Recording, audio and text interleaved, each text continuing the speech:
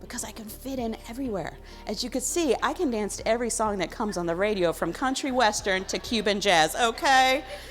Because friends, I am really honored to share that over 25 years of leading teams across a variety of industries, I've got a really great track record of leading high-performing teams where everybody thrived. And they weren't just happy. We're putting numbers on the board, double-digit growth for every team that I led, and I'm so grateful for that success. And I started to peel back exactly what was my secret sauce.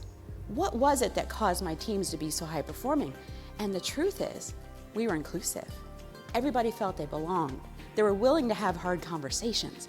They all thrived because they felt they belonged and they were included.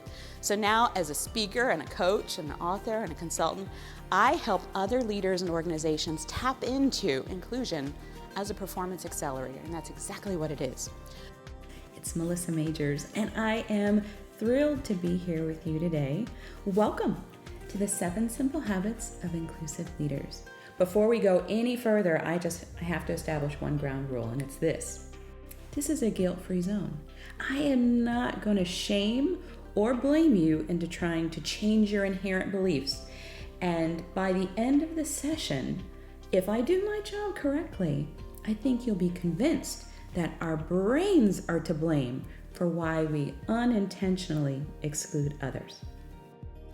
However, I have to admit, whenever I suggest tactics like this, there's always somebody that comes to me later and says, "Oh, Melissa, I wouldn't feel comfortable echoing someone's voice or standing up when I see someone being treated unfairly. I wouldn't feel comfortable doing it." I'm curious who's in the room with me. Would you feel comfortable taking a stand at work? Raise your hand. You're like, heck yeah! Okay, if I get in a bar fight later tonight, I want y'all in there with me, okay?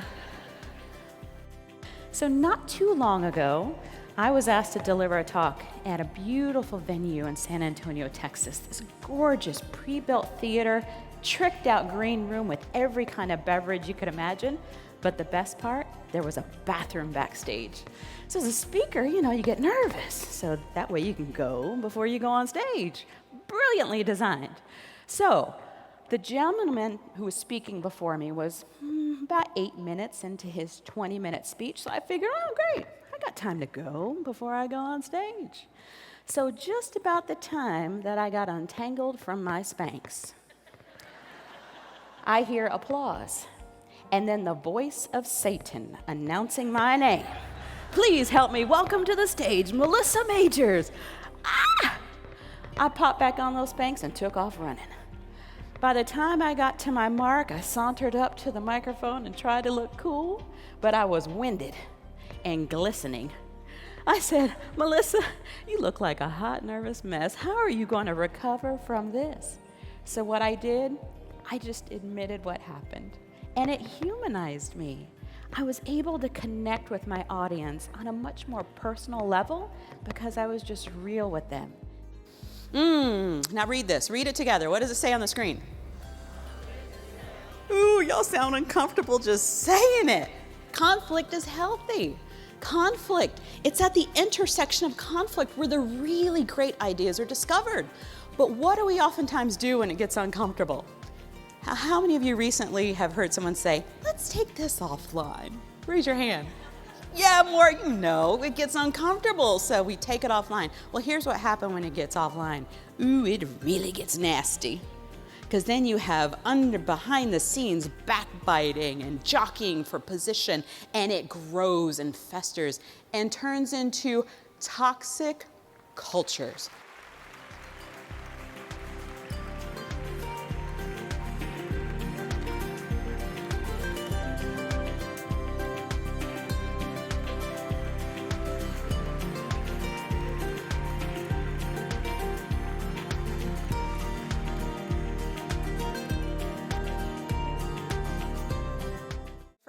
How many of you are committed to doing something differently? Raise your hand.